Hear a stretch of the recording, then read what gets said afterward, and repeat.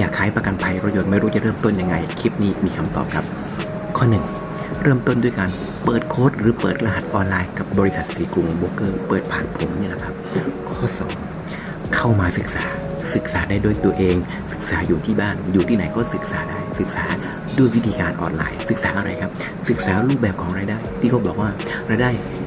เป็นแบบ Active Income Passive Income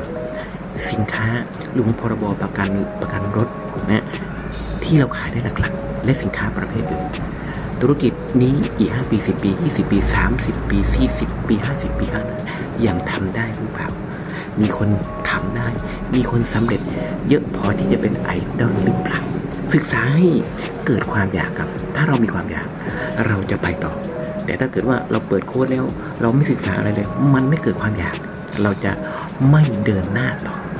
นี่ครับเริ่มต้นง่ายๆการขายประกันภัยรถยนต์2อย่างเองสนใจผมยินดีให้คำปรึกษาครับสำหรับการประกัน